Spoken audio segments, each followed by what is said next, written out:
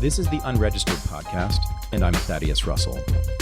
This is a show about ideas, people, and behaviors that are considered inappropriate, out of bounds, or beyond the pale. The things you're not supposed to talk about if you're a school teacher, a college professor, a businessman, a politician, a parent, a neighbor, or even a podcast host. These are the things you're not supposed to say or even think if you're a good liberal, a good conservative, or a good citizen. Each week, I'll interview a person who has something bad to say. They might be a journalist or a professor. They might be a porn star or a drug dealer. They might just be an ordinary person with an ordinary job who doesn't care about the rules of polite society. I'm not interested in breaking the rules just to be a troublemaker. I'm interested in people who break the rules of conventional thought and to expand the scope of what is possible to say in our society. I'm interested in people who make me think. If you're a classical music fan, you may have noticed that it's very difficult to search for particular works of music on most streaming services. You can only search for artist, title of the song, and title of the album. But classical music fans need to search by composer, work, conductor, orchestra, period, and genre. Adagio has solved this problem for classical music fans. The Adagio streaming service has been designed specifically for the classical genre and makes it easy to compare multiple recordings and versions of the same works. So if you search for Beethoven's Ninth Symphony, for instance, you would be able to compare more than 150 recordings on one page and then filter them by conductor or orchestra. I especially like Adagio's curated playlists, which have enabled me to discover a lot of classical music I didn't know about before. Now you can try Adagio for free for 14 days and then pay just $9.99 per month when you subscribe. To try it out, visit podcast.adagio.com/renegade. Again, that's podcast.adagio, IDAGIO.com/renegade. I recently conducted a special Ask Me Anything session for members of the Unregistered Underground, which is the supporting listeners group for this podcast. They are, I am pretty sure, the smartest fans in the podcast world. We talked about whether it's possible for feminism to be sex positive, the conservatism of identity politics, mass incarceration of and police brutality against white people, the teenage boys who refused to work in bomb factories during World War II, what to do if you ever get a welfare check, why socialists are just like libertarians, and we also talk with Josh Childress, who was persuaded to leave the Border Patrol after many years serving there by listening to Unregistered. Finally, we talked about the future, the possibilities for Renegade University, which right now seem limitless. To become a member of the Unregistered Underground so that you can participate in AMAs like this, go to unregisteredunderground.com.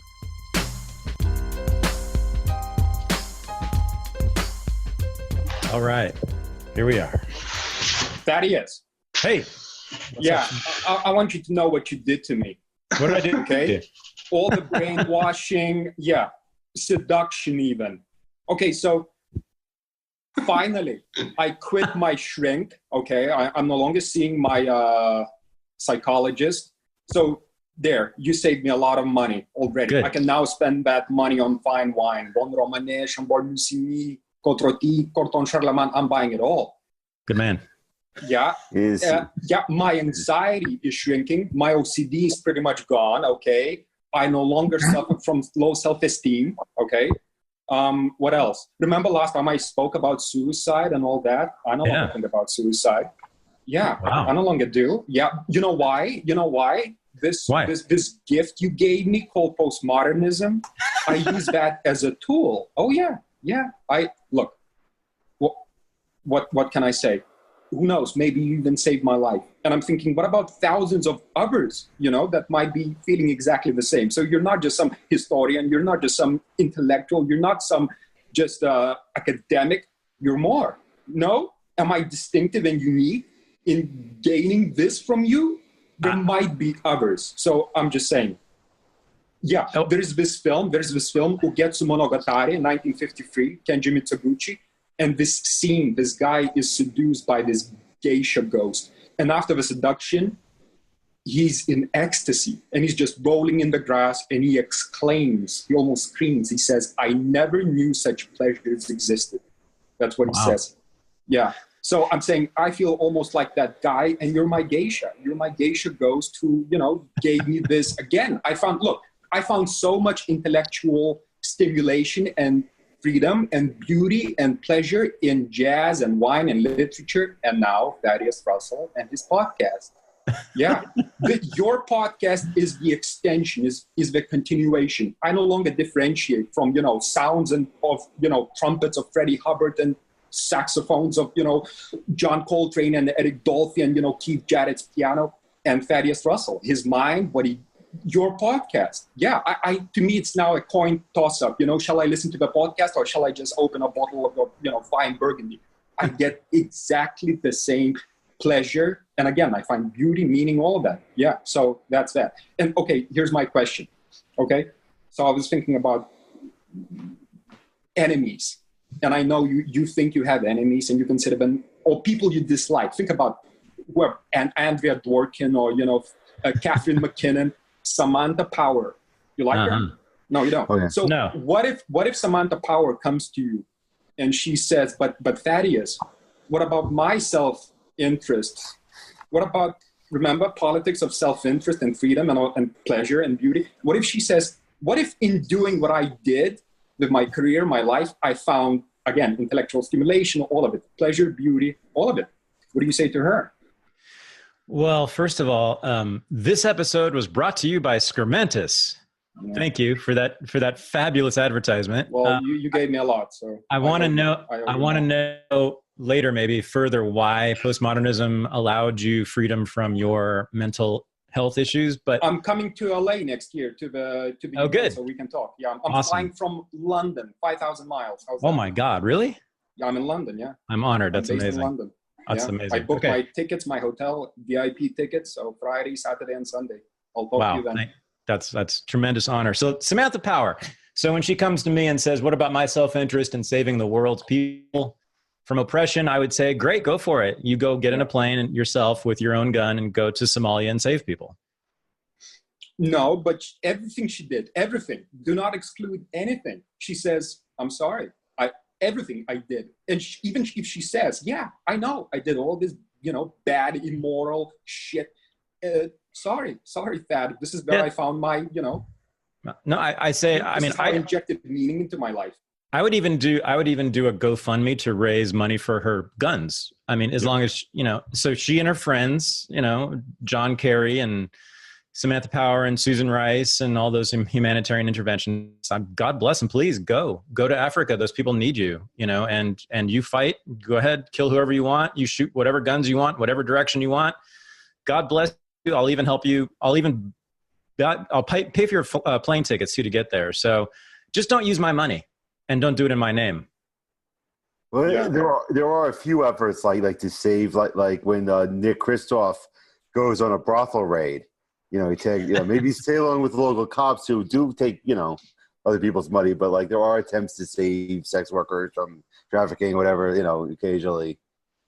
Yeah. I mean, again, sort of there's no grounds on which I can oppose that. If it's purely private and individual and they're doing it on their own accord, if they're not using taxpayer money, our money, and they're not doing it in our name, let them do it. They're going to wreak some havoc, but a hell of a lot less when they have the power of the United States government at their disposal. Yeah. So that's how's that good enough for you?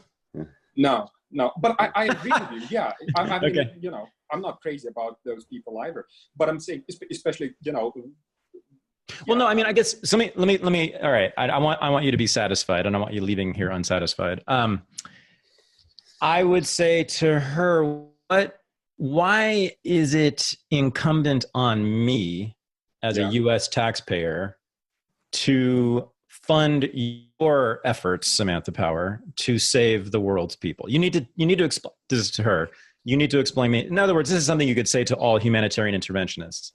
Why am I morally obligated to finance your mission, your crusade, is what I would say to them. And I'll bet you anything they would have no good answer to that because they're never asked that question. What if she finds pleasure in torturing you. Well, I'm sure she would. And then it just comes down to who has more guns. So, you know, but that's her self-interest. This is how she finds beauty, let's say. And, you know, again, all that. What Angela Keaton found in stripping. What if somebody comes to Angela Keaton and moralizes her about stripping? Because Angela said that she found intellectual stimulation and pleasure and beauty, all that in stripping. So what if somebody like, you know, whoever, someone powerful. If someone says that to Angela Keaton, good luck to that person. I mean, I would say, you know, but I'm saying maybe it's impossible to avoid these conflicts. If you value your testicles, I'd, you know, suggest that you not do that. I mean, you know. What if every individual is a separate universe? Huh? Well, I kind of think we might. Laws and laws of physics and all that. I think we might be. Yeah. Your son, Tobias, what if he says, I want to join the draft. I want to fight the enemy. What are you going to say? He knows better than that. No, but what if, as a hypothetical, what if, imagine you have a son who says, Father, I found, again, beauty, pleasure, freedom, intellectual stimulation, all that in a battlefield. So he and I actually had that conversation. We've had this conversation many times, but we had that specific conversation, I think, last week, just a few days ago. And I said to him this, and I'm very clear about this. I have no moral judgment about what he chooses to do with his own life, even if it includes joining the Navy SEALs. Okay. This is all academic because he will never join the military, but this is just sort of my position that I've stated to him. You know, if he ever wants to join the military, which I don't think he will, but if he does, then I would strongly encourage him to join the Air Force or the Navy, where no one ever gets killed. Yeah. But otherwise, I'm not going to stand in his way of doing anything with his own life, because that's his own life. Or Marines, because they're having so much fun, no? Yeah, even the Marines, even Marines, even Delta Force, even the people who actually pull the triggers and kill people and get killed. Now, even then, I would be beyond sad and despondent about it, but I wouldn't judge him for it, because that's his own choice. Same way with actual Navy SEALs and actual members of the U.S. military who volunteered to do that. That's their choice. I just don't want them doing it with my money and in my name. That's all. And do you think that they should face legal consequences if they do stuff that would be considered murder? Nah, you got to keep that on policymakers. You got to keep blame, I think, on the policymakers. Generally, I've been talking about this a lot lately. Over the last few years, I've been moving myself away from condemning cops and soldiers and trying to avoid doing that, in fact, because I think that actually obscures the real issues and actually ends up letting them off the hook, and more importantly, letting the system off the hook. So I think every time we talk about racist cops or sadistic soldiers or something like that, we're actually doing the anti-war movement and the anti-cop movement a disservice, because what we're doing is we're distracting ourselves from what the real issues are. Why people are actually getting shot usually has nothing to do with the personal character of individual soldiers and cops. It has much more to do with laws and policies, right, and structures. And so that's why this constant focus on the racism and the personal characteristics of the soldiers and the cops is not only a dead end. I think it makes things like mass incarceration, police brutality, and imperial conquest worse, because we don't know what's actually going on. Like the lawyer Vince Bugliosi is a famous lawyer who was not a political radical of any kind, but he wrote a book in the early 2000s saying that George W. Bush should be put on trial for murder for starting the war with Iraq, in which innocent people got killed. I don't like that either. I don't like the world court. I don't like the use of international law. Basically, essentially, you're imposing a universal morality on the world through world law, through international courts, et cetera, the world court. I think also, again, does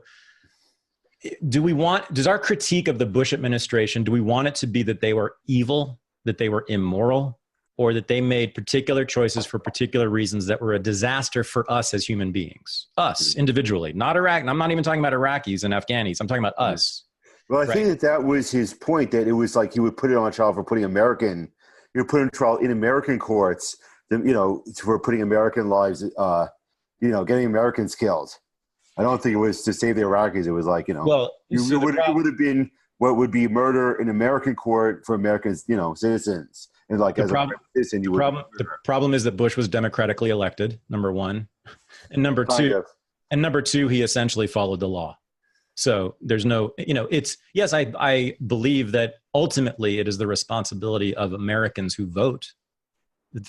I ultimately think that is it. The Iraq War, the Afghanistan War, the Vietnam War, you name it, the dropping of the bombs on Hiroshima and Nagasaki, every single one of those actions was ultimately the responsibility, I believe, of American voters. Not Americans, but American voters. People who voted for those people who dropped those bombs and started those wars. So at the end of the day, yeah, it's on voters, not Americans. But again, but I don't even want to moralize against American voters. I just want to say, look, this is what you voted for. Do you like it or not? Because people don't even know what they vote for, right? So it's an educational project always we're undertaking here, is to let people know what they specifically voted for and the specific consequences of those things, and then show those things to them and say, do you want to vote for this again? For instance, this latest news story about how often Obama tear gassed migrants at the border. Has people seen this during the Obama administration? He used tear gas. I think it was more than 20 times on average every single year of his administration on migrants at the border. Exactly what Trump is doing as we speak, which everybody's freaking out about. Okay, so when you bring this up to liberals and Democrats and even a lot of lefties, like hard left, it's not that they are in denial about what Obama did. They literally don't know that he did that. I of all people, me, right? I've been criticizing Obama's immigration policies since day zero. I didn't know he used tear gas 26 times in the last year of his presidency. Liberals and leftists literally do not know what their policies do, what the consequences are of their own elected officials taking action. Right. And so that's why it's a constant educational process. And that's why I'm constantly doing what's called whataboutism. I'm sorry, it's not whataboutism. It's pointing out to people what the consequences of their actions as voters and political actors are, and pointing out that they're going to relive the worst of all of that if they do it again in 2 or 4 or 8 years. I'm at work now. I'm working. So thanks for interrupting my work ethic. Tell your boss he's a great man and I love him. Well, I love you. Cool. Bye. All right. I'll see you next year. Yeah, absolutely. All right, AJ, did anybody write in their questions, or do we want to do that now, or do we want to? Yeah, we have a few. Okay. In your recent podcast with Kathy Reisenwitz, the term sex-positive feminism was spoken. I've listened to that section twice, and I'm really having a hard time resolving the term. I need help unpacking it and deciding if this is a language I want to use. And if the person who asked that wants to jump in and elaborate, please do. I'm probably am I the only female in this group? Oh God, no. That's my question. I'm sex positive and I'm a feminist, but I've never considered using those terms together. And so, because I always considered sex positivity as being general neutral and not necessarily identifying with a feminist ideal. Yeah. So I guess my question is, wow. Yeah, like how do these ideal systems, why and how do these ideal systems, how are they being woven together and why? What's the benefit in doing so? And how do they function as a unit? God, I love this question. I love this question. And I've never heard that those two being used together, and it's like, especially this year, it's like I've attended a lot of discussions on feminism, and there's a lot of like progressive feminism in New York City that's linked to like the sex worker communities, the BDSM communities, the kink communities, the queer communities, this whole like witch revival that's happening. Yep. And on all those discussions, like I have never heard sex positive feminist. Okay. So it's like, why is that even, help me unpack that a little. Yeah. So let me give you a brief history of this, and then let me give you, I guess, what my thoughts are on it, which are still evolving. I'm still trying to figure this out myself, but I love this question because it sort of gets at kind of the core of what the things that I'm most interested in some ways. But sex positive feminism was a term that was coined in the either late 70s or early 80s during the big fight over pornography between feminists who claimed that pornography was inherently oppressive and exploitative of women, And which I disagree with. Yeah, I know. Yeah, I know you do. And the fight was between them and other feminists, smaller in number, but who did not believe that. And those so-called sex-positive feminists included people like Ellen Willis, who I always recommend everyone read. She was phenomenal. And others, I can give you a big list, but Ellen was definitely the best of them, I think. Then we have sex-positive feminists today, like Kathy Reisenwitz and Angela Keaton and basic Laura Kipnis, and pretty much every sex-positive feminist there is pretty much has been on my show.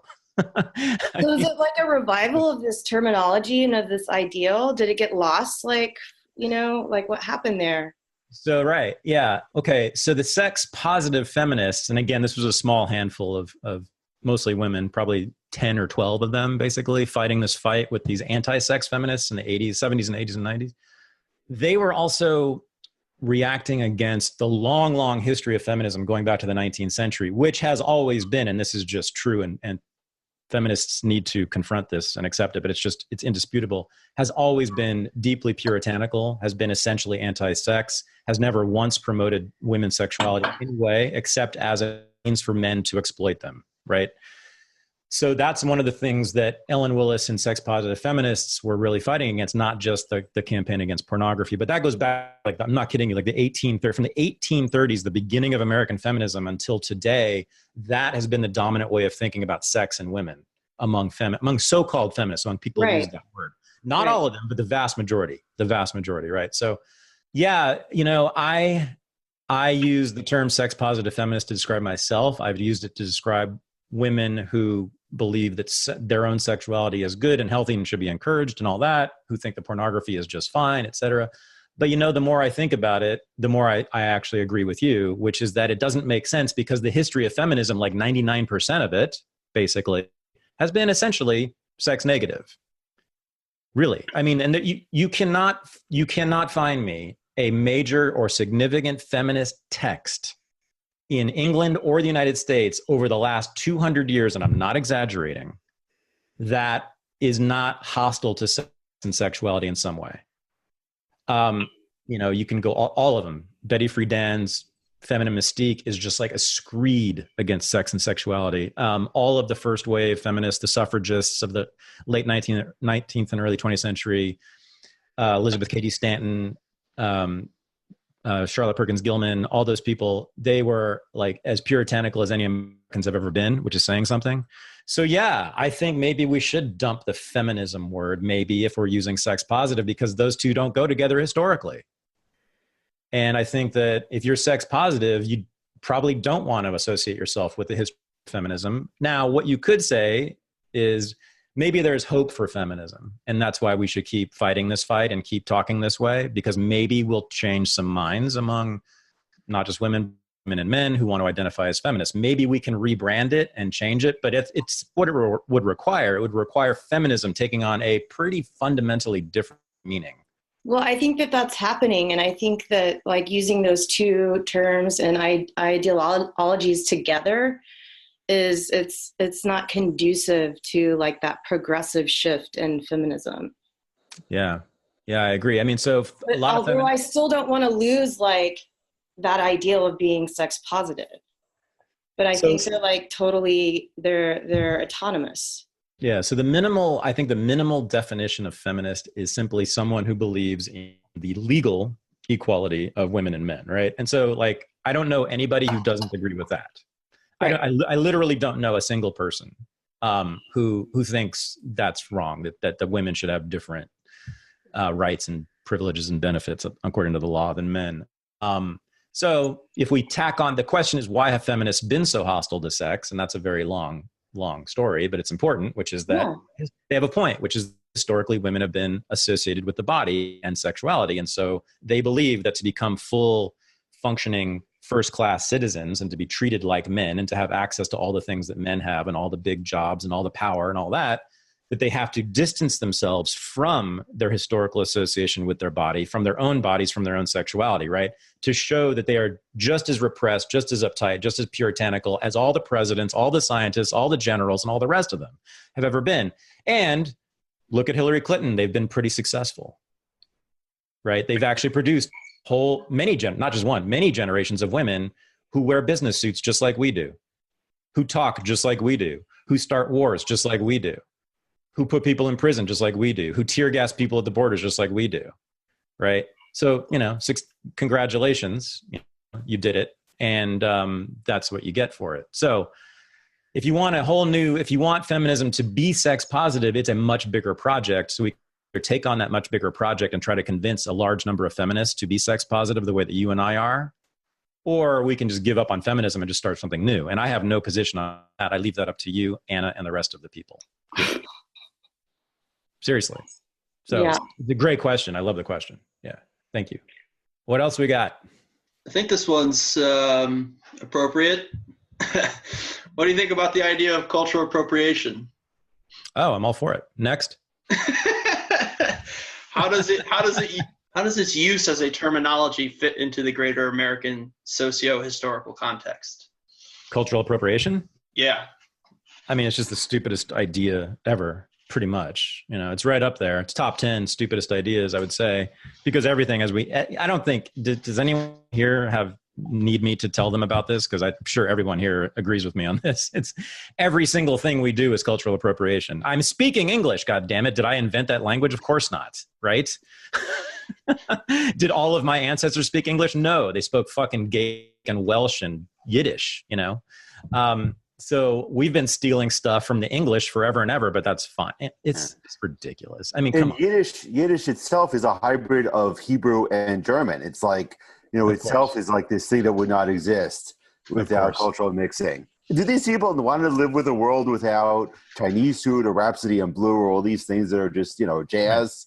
Have you ever talked to someone who defended it in any sort of intelligent way? No. No.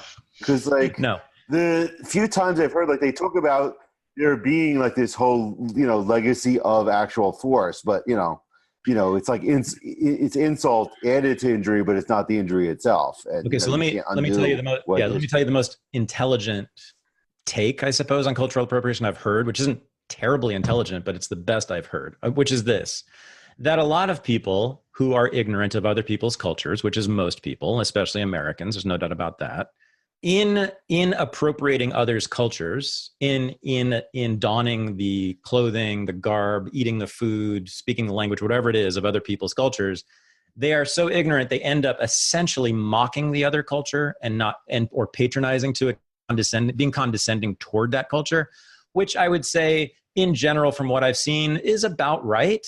Sure. But then here's the big question. So the fuck what? Right? So have you ever been made fun of? Has your culture ever been mocked?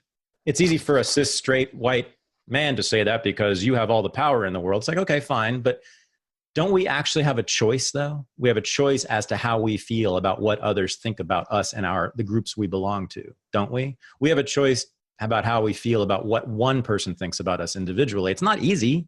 It's not easy. But must we be damaged, injured, violated by other people's words and ideas, not just about us individually, but about groups that we putatively belong to? Like something as ridiculous and nebulous as a race, right? That everyone who's intelligent and educated agrees is a social construct, a complete fiction invented to oppress people. But so we should now feel hurt if someone insults this made-up construct that was used to imprison us, right?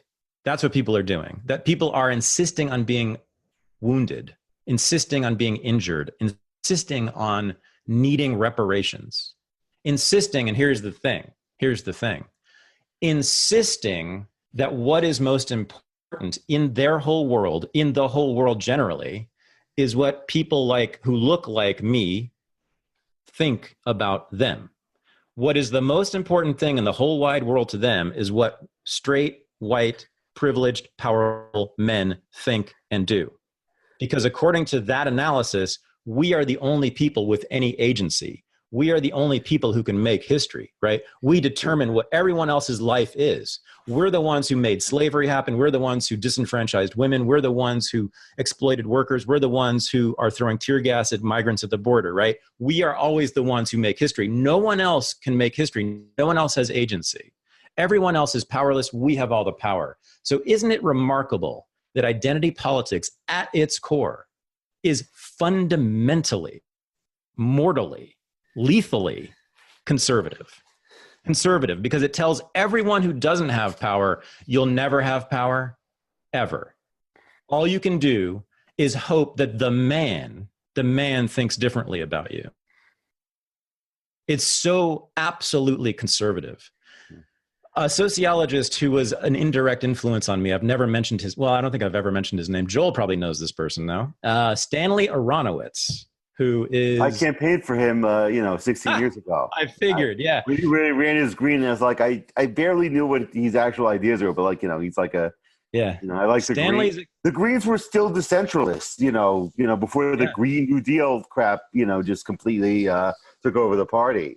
So a few things about Stanley. So the guy's name is Aronowitz, Aronowitz, Stanley. He's taught in sociology at CUNY, City University of New York for centuries. He was Ellen Willis's partner, is one thing to know about him. The second thing to know about him, he was the mentor and advisor to Jonathan Cutler, who I've mentioned many times. He's the sociologist at Wesleyan, who was really influential to me. Jonathan and I sort of grew up together politically when we were in graduate school and developed a lot of the ideas I've been spewing at you guys. So Stanley has had some significant influence on my thinking. He also published my first book, as the paperback. So I have many Stanley Aronowitz connections. But he argued to a whole conference of socialist intellectuals, the Socialist Scholars Conference, which is the most ridiculous thing everybody's every single year. Can you imagine an auditorium with 500 Marxists in it? Well, I've been to Left Forum, which splintered off from it.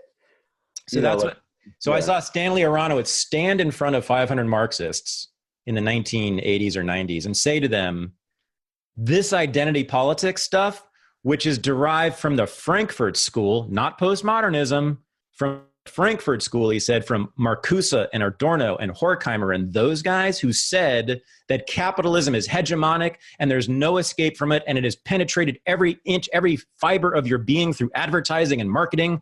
Capitalism controls our souls, psyches, and our personas. He said that idea, is fundamentally conservative. And when I heard that, the whole world turned upside down for me. And that was 20 or 30 years ago. And ever since then, I've been like, oh yeah, obviously. That whole way of thinking on the American left, which is basically how almost everyone on the American left thinks now, is more reactionary than anything Jeff Sessions or Orrin Hatch would ever think or say. Because if you say, and this is Ta-Nehisi Coates' argument too, right? White people have all the agency, black people have never determined their own history. They've simply been the pawns and the victims of whites, right? So that means they don't get to determine their future either. So what could be more conservative than to tell people, especially the marginalized and the powerless, the people you care about, that there is nothing you can ever do. And all that matters is what is in the head of Thad Russell and Joel Schlossberg and AJ Van Slyke. That's all that fucking matters to us. All that's important in the world. So who, I ask you, is the white supremacist, and who, I ask you, is the male supremacist? Them. Because they're making us be the center of the world. I don't want to be the center of the world, and I don't have to be. You can be the center of your world, even if you were born a slave, even if you were born a woman in a 19th century farmhouse. Oh, yeah. There was actually a post that is like one of the top posts on Reddit, as we speak, is a slave that he was tried for treason. And he argued successfully that since he was a slave and not a citizen, he could not be tried for treason because he did not have the duties of a citizen. Right. This is one of the many freedoms that slaves enjoyed that citizens did not. And this is true. They weren't drafted for the military. They weren't put in prison for the most. Hardly any slaves were ever put in prison. Now you could say they were slaves. This is true. But being in a prison in the 1830s or 1840s, that was being in a cave. That was being in a hole. That was definitely worse than being a slave. I'm sorry. Being shot through the head with a 1 inch diameter lead musket ball in the Revolutionary War or the War of 1812 or the Civil War, yeah, that's worse to me than slavery. Yeah. Or having your entire arm explode, which is what happened, right? If you were just hit in the limb by one of those bullets, one of those musket shots during those wars, I mean, to lose a limb or an eye or your face, and to be drafted, to be forced to do that, to fight and die. No slave ever had to do that. Now, this is not to say anything about slavery. It's simply to say how horrible it was for ordinary Americans who were supposedly nominally free. In one of your articles in Reason, I encountered a fact that there are now 500,000 white inmates in state or federal prisons. Incarceration rate for whites is 465 out of 100,000, higher than the rates of Russia, China, et cetera, et cetera. And he quotes you fully. He's trying to cite this in his article. He would like to know what you have to say about it in relation to what you were just talking about, and was wondering if you arrived at how you got these numbers and these stats. Right. So if you Google that number, you won't find it except in my article. Now, did I make the number up? No, but it's telling that I had to find it myself by doing math on my own, because that number is not obviously publicized. It's not spoken about. Because why? Because it doesn't fit the narrative. It doesn't fit the dominant narrative of criminal justice and police brutality and mass incarceration, which is that it's a huge racist project. So yes, we currently have, if you use the numbers, we have percentages of races in prison now. We know that. So if you simply use those percentages and apply those to the numbers of people in prisons now, not jails, not counting jails, this is state and federal prisons. If you use those percentages, and we have the numbers of the percentages, and we have the absolute numbers of individuals in those prisons, it's not that hard to figure it out that there are roughly 500,000 white people as we speak in a prison in the United States, which that alone, if it were just white people, if we released every single black and brown person from prison immediately right now, the United States, and only had white people in prisons, the United States incarceration rate would be about 5th or 6th in the world. We would still be incarcerating more people per capita than Russia and Iran and China and all these other totalitarian regimes. So no one ever talks about that. We have, yes, blacks are disproportionately incarcerated. This is true, but it has always been the case that about 2 to 3 times as many white people in absolute terms are in prison than blacks. So if it's a huge racist conspiracy intended to break black bodies, kill black people, to reinstitute slavery, which is that's what people claim all the time, they've done a shitty job of it, because they've incarcerated and killed a whole lot of people who look just like me in doing that. During Jim Crow, not a single white person was accidentally segregated. During slavery, not a single white person was accidentally enslaved. But you know what I have been told by professors who spout this nonsense about criminal justice, about police being one big racist organization? They have said, all those whites, all those millions of whites who have been put in prison or killed by cops for drugs or petty crimes, nonviolent offenses, you know what that is? And they've used this term. I've heard this from more than one. I'm talking about professors, okay? It's collateral damage, they said. It's been collateral damage in the racist war against black people, which is, to them, is all that the war on drugs and war on crime have been. To which I say to them, man, that's a hell of a lot of collateral damage. You're killing more of your own soldiers than you are taking the lives the enemy. Imagine if we went to war in Vietnam, right? And there were 2 million Americans killed, and as opposed to 2 million Vietnamese killed. Imagine if we only killed 50,000 Vietnamese and 2 million Americans were killed, right? It's absurd, right? It's obviously a question of state power and controlling individuals who are anarchic and not following the law and not going to work regardless of color. And that's what the drug war was all about in the 1960s. It was about disciplining a nation that had just discovered cocaine and heroin and marijuana in a very big way, in large part facilitated by the opening of the borders in 1965, right? So you had the big opening of the borders in 1965. You have lots of immigrants coming in, and a lot of them, yes, it's true. Yes, it's true. A lot of them brought their weed and their hash and their coke and their heroin with them. Thank God. Thank God. And they sold it to us. They sold it. God bless every one of them. Right? Thank God. It's all true. Immigration and drugs have often been closely aligned for obvious reasons, right? We grow most of the drugs in other places. We need people to bring them in. So white people getting shot by the cops for no good reason. White people getting thrown in prison for nonviolent offenses. It happens not every day. It happens many times per day. many times per day. And it is reported in the news 0 times per day. 0 times per day. Can anyone name a white person shot by a cop?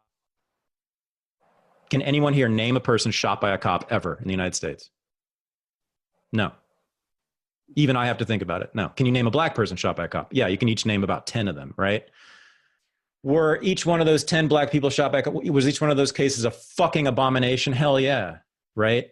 Should the laws be radically changed in response to each one? Hell yeah, right?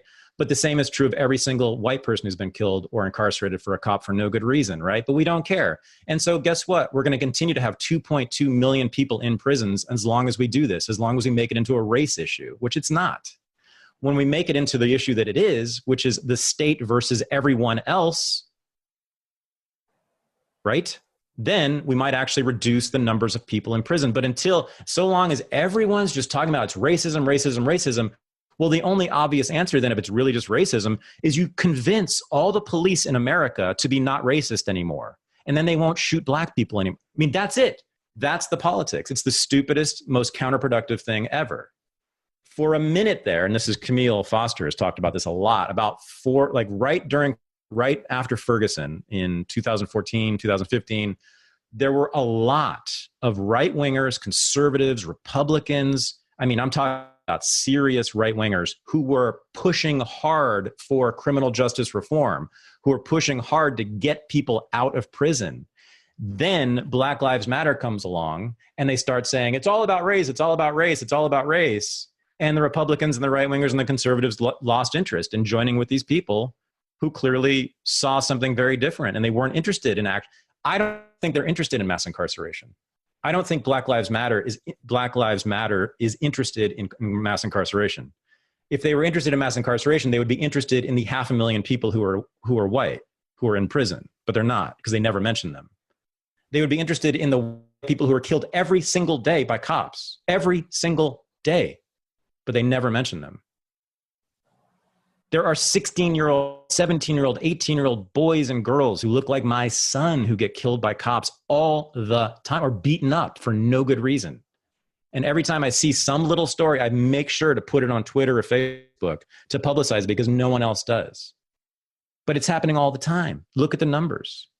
And it's a goddamn outrage. It pisses me off because those people matter to me too, right? This issue matters to me a lot. And what's most important and what's most depressing and tragic about it, although Camille's, I mean, he's fighting the good fight and he's finally, I think he's starting to turn the corner and getting people to think about this differently, but it's a long fight. We're not fixing the problem at all. Like Trump, for God's sake, right? Just put forward this criminal justice reform bill that would have gotten people out of prison, and the Congressional Black Caucus and every progressive I've ever heard of opposed it. They opposed it. Cato was for it. Like all the criminal justice reform people were for this bill. It wasn't perfect, but it got people out of prison. And the Congressional Black Caucus and the left-wing Democrats opposed it because it came from Trump. So when you're dealing with this kind of an opposition that is so irrational, so hysterical, so paranoid, and so delusional, we just have to go our own way.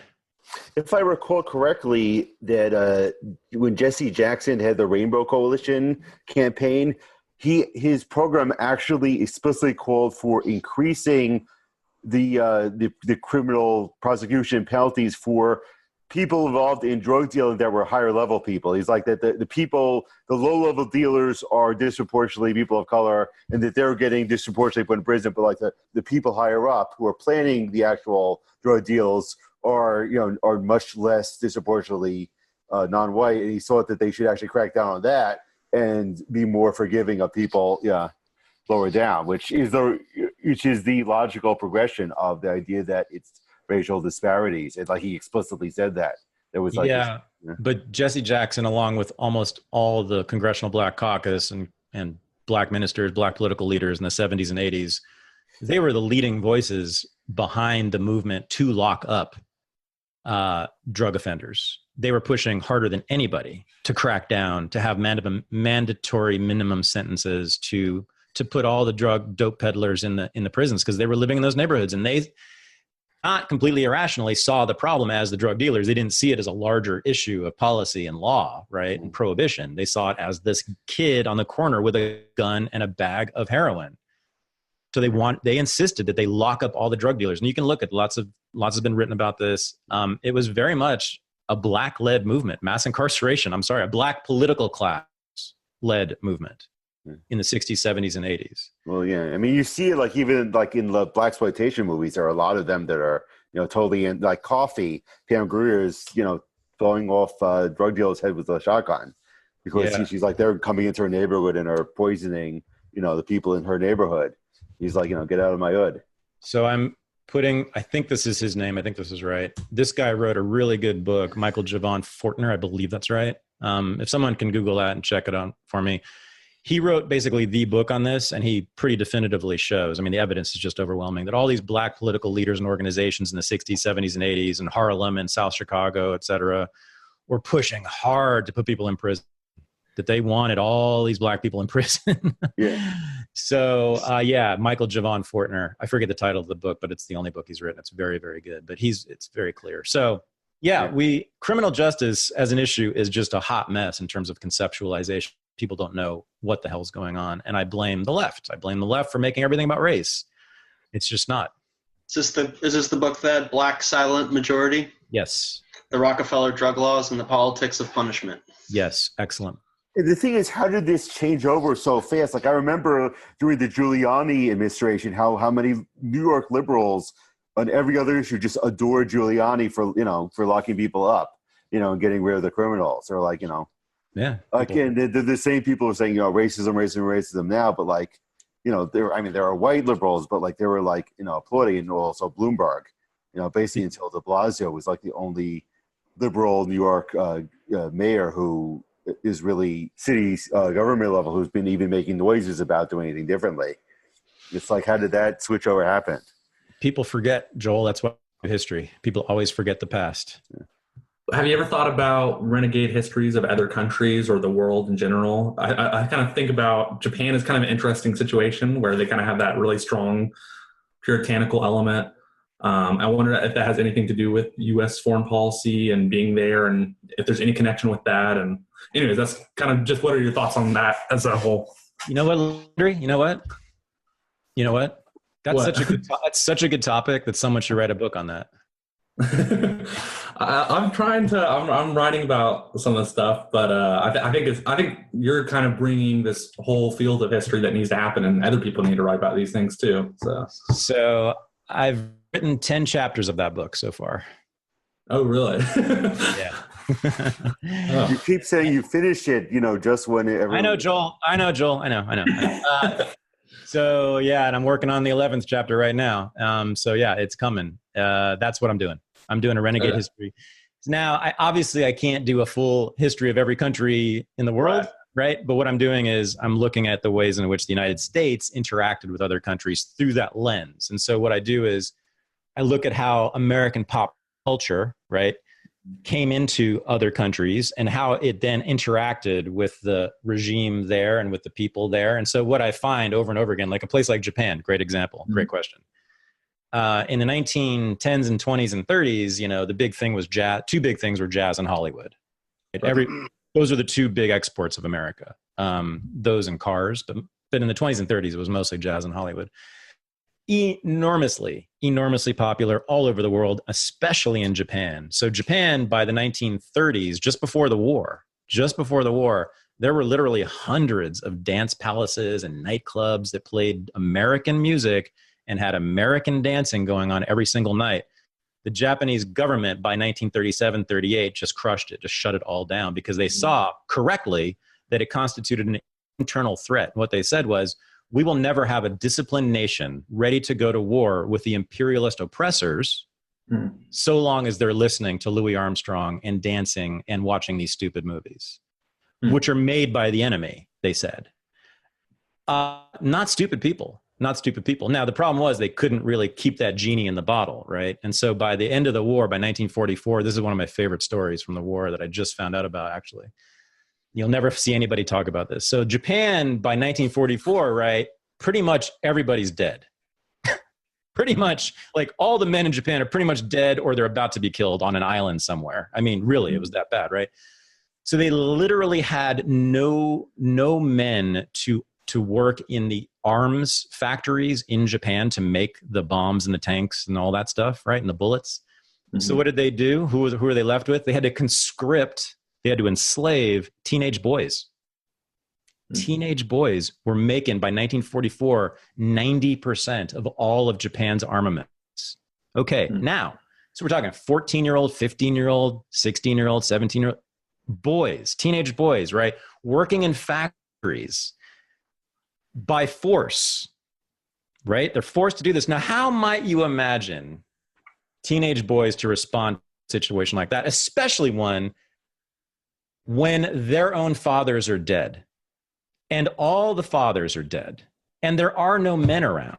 How do you think those teenage boys would have responded? Do you think they would have gotten up at 7 a.m. every morning and like run to the arms factory and like happily turn to screw all day long making bombs? No.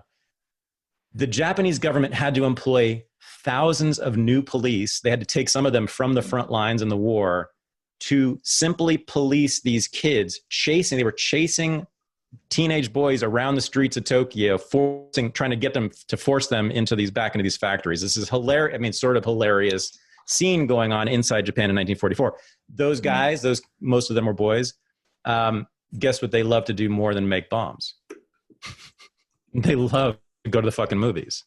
And which movies do they like to watch? Not the Japanese nasty nationalist stupid wartime movies that talked about, grain production in China. No, they loved watching Hollywood movies. They loved watching Abbott and Costello. They loved watching, the detective movies and the gangster movies and all the rest of it. So yeah, I do that history. China, the similar stuff happens. Philippines, all over the world. Yeah. So yes, great question. I'm working on it.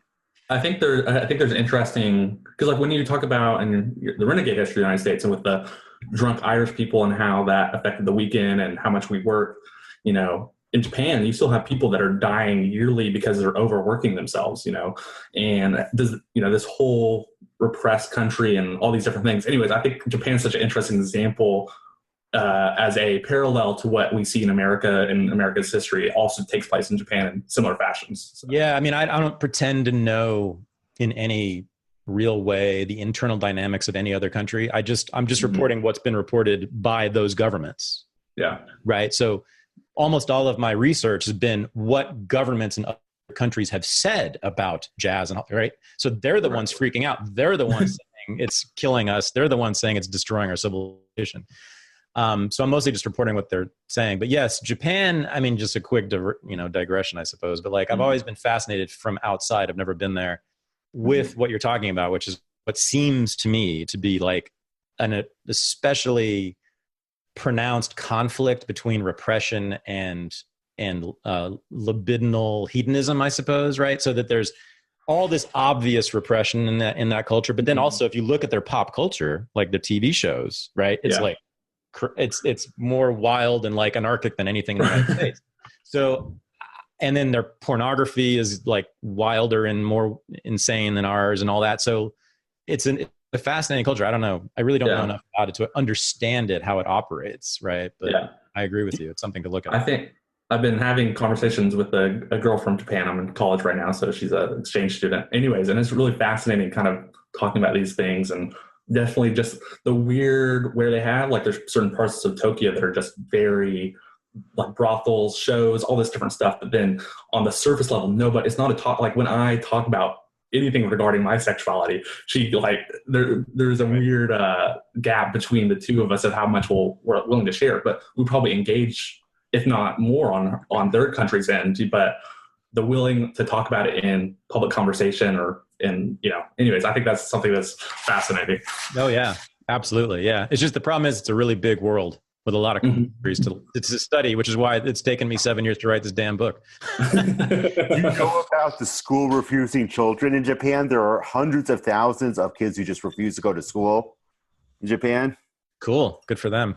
That it has the most, disciplined school system, and that the pundits are always saying we need to be more like, but there's just a massive amount of discontent of, not necessarily people who find something, but like, any sort of book about a somewhat different, school becomes a huge seller, and it's a radically different culture. It's just really hard for me to understand it. I mean, because the basis of the culture is just fundamentally different. It's, Confucianism, it's Eastern thinking, it's Eastern religions, it's Eastern philosophies. It's all have radically different takes on the world than the West and Western philosophy and the Enlightenment and all that, right? It's just very, very different. So it's hard. You got to approach it with great caution. Yeah. All right. Who else? Hey, I know that guy.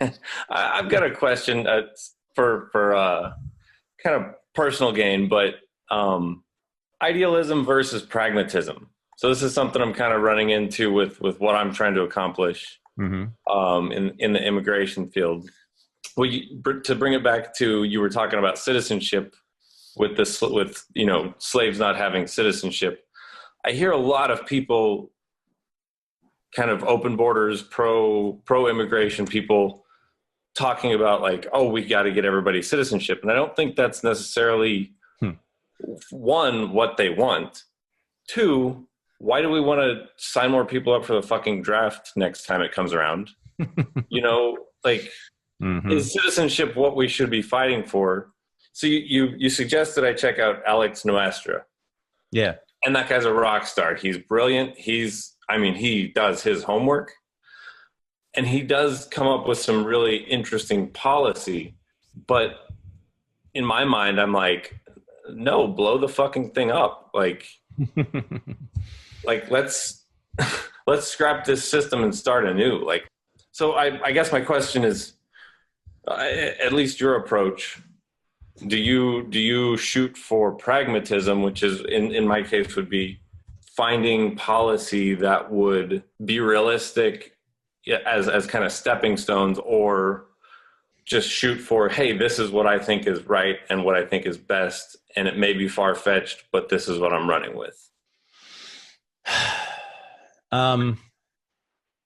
Well, I think if you have a platform, there's no question what you should do in terms of effectiveness. So Josh, you now have a platform, right? When you speak, more than one person hears it now, right? So I think this is just a practical question, right? What's more effective for you to do? For you to write another op-ed and give a talk at what's it called? LibCon? LibertyCon, yeah. LibertyCon. Or to march at the border with a sign in your hand saying, let them in, or whatever it is, whatever it is, right? And I don't think there's any question that you are way, way, way more effective in advancing your own particular cause by speaking and writing than by marching. Now, I think that's even true if you have no platform. I think it's true. I think it's more powerful to change one person's mind than it is to march for your entire life. Right? Well, look who I'm talking to, right? I mean, you're kind of like the poster child for this in a way, right? I mean, you changed your mind from just listening to people, right? And then you actually changed your life, and now you're talking and changing other people's minds too. So I mean, you're kind of proof of this, I think. It's political protest. I'm not saying it should never be done. I'm not saying it's worthless, but it's simply, I just think it's inescapable. The evidence is overwhelming that it's been per capita, I think, way less effective than people just writing and speaking and talking, especially now that we all basically have a platform. We basically we can all get on Twitter, even if we have one follower. I think it's better to send one tweet out about something than to go march. I do. Just like same with voting, right? I think it's way more important and powerful to speak than to vote. The other reason I strongly favor speaking and critiquing rather than participation, and you probably now know where I'm going with this, is this very important argument made by Arnold Hirschman many decades ago, social scientist, voice and exit. Between voice and exit, that was the title of his book, right? He said, everyone has a choice in any political regime. You can either choose to have a voice, to participate, right? To be heard, to vote, right? Or to leave, go somewhere else, do your own thing. Either internally, you can have an internal exile, or leave the whole place and go somewhere else and have your own nation or your own community, right? So marching tends to be on the voice side, you know, usually. It's usually not just obstructionist, usually not just oppositional. It's usually saying, let us in, let us in. Dave Chappelle has this funny as hell and I think spot on bit from many, many years ago. I don't think he's done it in a long, long time, where he actually made fun of the civil rights movement. And he mocked the civil rights movement as basically a bunch of old this is Dave Chappelle, a bunch of old black people marching around a hanging tree where they would hang people and saying, this is Dave Chappelle, we demand to be hung by the same tree, was his joke. That's what the civil rights movement was all about. And I think he's exactly right. So you get to vote, you get to drink from certain water fountains, and you get to go to the movie theater, and you don't have to sit in the balcony anymore. All things that I completely 100% endorse and I would want and I understand. But guess what?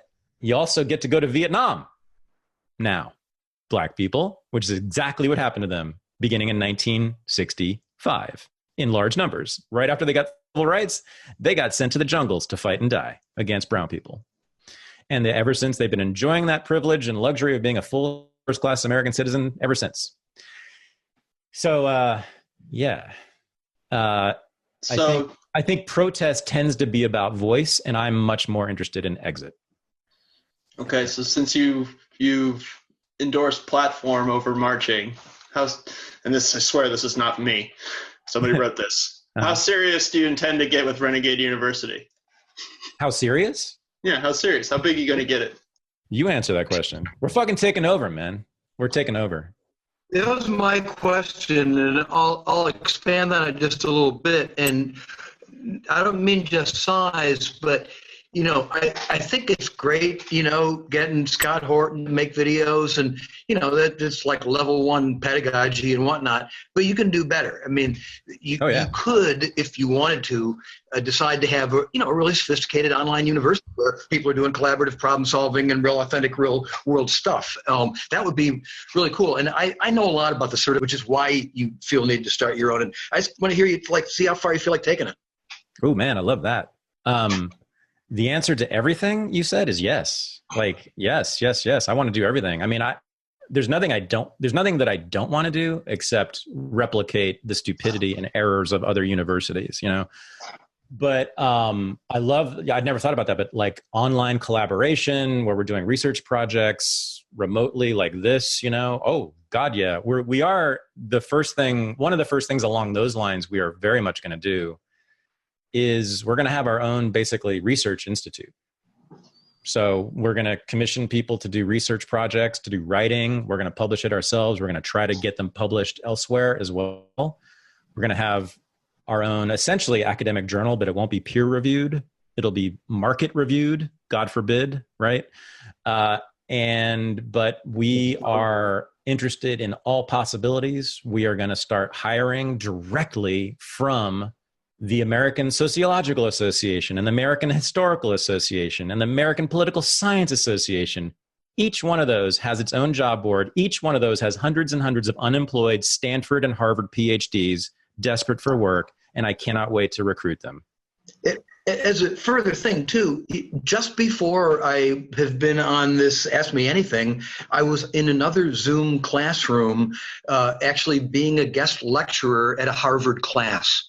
And it looked exactly like this, except for one difference. The only person doing the talking at the Harvard class was me.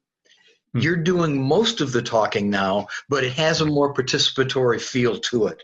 Mm-hmm. And that's why I'm sort of saying the overall direction of Renegade U wants to get away from a single expert broadcasting out to everybody. Nothing wrong with lots of experts and lots of expertise being broadcast, but as you know, tons of people have that expertise. The thing is to sort of get the ball rolling and provide an overall direction. So yeah. All right, so I'll give you guys a free preview of Renegade University 2.0 because of where this is going. So we're about to unveil 2.0, the whole new website, new URL, new membership options, new everything. So here's how it's going to work. You can get a course a la carte, meaning like anybody can come in off the street and buy a course, watch it, that's fine, or listen to it, and you're done. Or you can become a member of the university, and then there's various tiers and levels, monthly payments or annual payments, right? And the way it's going to work is there will be just a lecture course where it's just some person talking to you on a video that you can download and play anytime you want, okay? But then there will also be the option for so-called students or members to take a seminar just like this with that professor, with that instructor at a later date on that topic, okay? So that'll be part of the deal. Then also people will have the option of doing one-on-ones with the instructors and professors, including me. And then we also have the in-person events, which we've been doing all along, weekends, and we're going to expand that and do more different cities all over. So yeah, I mean, I think when I was teaching in universities, for 20 years, my position on this was, generally speaking, discussions are better, generally speaking, but lectures are also useful, right? And so I love hearing a good lecture. I also sometimes need to be able to process the ideas that I'm getting from lectures with other people, in particular the lecturer and other students. So kind of giving people both opportunities. At Columbia, where I used to teach, and this is true for all the big schools, I'm sure you know this, the big R1 universities, the standard mode for undergraduates is you get to talk to one person who's a TA grad student. You don't really get to talk to the professors, right? You get the discussion sections, but it's usually with a grad student. So we're giving people the option to do all of the above, as often as they want to, too. I mean, there's really no limits on this. If you want to talk to me, you can do it pretty much anytime you want. I mean, it's a question of what membership level you have, but it's a hell of a lot cheaper than a Harvard tuition, I can say that. Here's what the new front page is going to look like. And you can see that the four components of RU right there: video courses, nice, seminars, in-person courses, and the individual sessions. Those are the 4 pillars of our curriculum, Tom. Yeah. And in theory, an in-person course, an instructor could be problem-based in their orientation if they wanted to, and that kind of a thing. It wouldn't. Oh yeah. It could go beyond lectures and discussions as well. Oh yeah. I mean, it could be individual counseling, right? I mean, it could be individual life skills. It could be therapy, for God. I don't care. I mean, whatever you want to talk to Tom Nickel about, you can, right? Whatever you want to talk to me about, you can, for just a fraction of the price of regular tuition. You get one-on-one, or you get small group, or you get to listen to lectures, right? So yeah. But beyond that, I love your thinking, thinking bigger and outside the box. And yeah, I'm open to everything. I love the idea of doing, I want to do research. I want to have like our own research hub where we're producing original work and publishing it ourselves, right? Yeah, I'm all about it. The infrastructure being independent is tough. I mean, I had a career at a university, and then I could, lean on them to do stuff. I've developed some of my own online courses now, but I'm afraid if 10,000 people start pounding on the little server I rent, I'm not going to be able to afford it, So there's really practical matters of doing an online course that goes too well if you're just an individual. But if you're actually creating a community and there's scale to it and the infrastructure, that's interesting. Yeah, it is. It is. So if you get 10,000 students, Tom, you will have no problems at all with money. You will make a lot of money. So, and you can buy your own servers. But yes, we will have the infrastructure for anybody like you, any instructor who wants to just talk, just teach, just do ideas, just do their thing, and not worry about any of the bullshit infrastructure stuff. So yeah, I was giving my course away for free, and I did get 10,000, and that's why I've stopped promoting it. I can't support it on my own anymore. But well, let's talk. Let's talk. Okay. Let me know if you want. I think your Renegade U is just. I think you're doing a lot of good things. But I think that's good. Just keep growing and growing, and we can't even imagine where it could be 5 years from now. That's exactly what we think. We don't know. We just know that there is no roof. We have no competitors. See, this is the thing, guys. Right now, as of right now, I mean, there are no real competitors to this. There's no one doing exactly this. So there is no limit to how big. Well, do you know about the MOOC guys? Yeah, we're not. This is not MOOCs. This is good. That's what I want to say. But you need to distinguish yourself from that. They'll be the first. They'll say, "Oh, here's another guy trying to do a MOOC." Yep. Nope. Mm-mm. I mean, we'll have a MOOC component, but that's like one little part of it. Yeah. Right. Well said. Yeah. That's good, man. Thank you very much for that. Yeah. I look forward to talking to you more. What do you teach? What's your field? Well, right now I'm working in VR, and I'm working in VR spaces as collaborative spaces for online learning. The actual online course that has attracted a lot of people that I do has to do with preparing for end of life. Wow. It's called an instructional design for dying. Whoa. Tom, we're going to talk later. Okay. We're definitely going to talk later. Yeah. Okay, cool. No, that's amazing. I love that. All right. I definitely want to hear about that. Okay. I was kind of based off of that discussion. I was just wondering a little bit more on Renegade University. How much is there in terms of building out kind of, I don't want to use the word curriculums, but, to have a progression so you can get kind of a deep, concentrated knowledge instead of a scattered surface level knowledge. Because I find a lot of any subject I want, if I go on YouTube or something, I can get a very good surface level introductory, it's not even surface, just introductory level understanding of it. But if you want to dive deeper and understand some of the more advanced topics in a subject, to me, that's what I think is lacking. And I've done online courses, and they're all like freshman level. Every online class I've ever done is a freshman level course. Nothing that goes beyond that. And really right. I didn't know that. That's interesting. Again, the answer is yes. So my favorite kind of course, both when I was a student, an undergraduate, and as a faculty member, was a course, an entire semester or even an entire year on one single text. I first discovered that at the London School of Economics, where I did my junior year in college. And they had these courses where they were year-long courses where they would just do Plato's Republic. That's it. An entire year on one damn book. And people were like, that's crazy. And I was like, no, that's the only way to go. I take that back. It's not the only way to go. What I think is both are great. So, a survey of the history of Western philosophy is phenomenal. And I love teaching that. And I've taught that a lot. I also love dearly teaching the Republic, or teaching Genealogy of Morals by Nietzsche, or teaching any single text, or even teaching a single essay, or spending days or weeks on an essay, or, I think that is really when you get into serious intellectual work and you start to discover new things. And it's really, I agree with you, Liam, very much.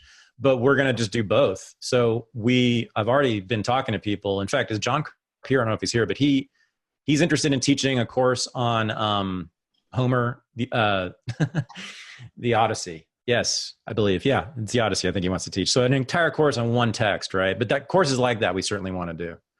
Awesome. Khan Academy is great at that first level stuff, and I should applaud that. But not too many people are taking it further. High school level. It's like I've learned everything already. That's not actually true, but a lot of it's super basic. So I'm with you. So at Renegade University, what I want people to have is, and they already kind of do, even with the 6 or 7 courses we have, we already kind of do offer this. You have both the broad surveys, right? And then you have, at least in courses, there are certainly moments where we do a deep dive into something, but going forward, there will be entire courses devoted to a single text, and there will be entire courses devoted to the history of the United States, right? So yeah, either one, both. We got to do both, and we will do both. Awesome. Cool. I'm glad to hear it. Yeah, I love it. All right. Especially as a college dropout. So yeah, our favorite kind. We love you. Who else has got a question? Come on. Can I please step in? Yes. So I've got one sort of half-formed question about postmodernism, which I don't think I'm ready to ask yet. It'll just sound fucking stupid. Okay. Maybe sometime in the future. But I was wondering if you were giving life advice. I try. Well, yeah. Because I have a sort of a more personal question. Yeah, please. Oh, well, All right. Yeah. Clean your room, bucko. Yeah, you're on the wrong show that someone else says that. But anyway, yeah. I don't care what your room looks like. Nice. Thanks.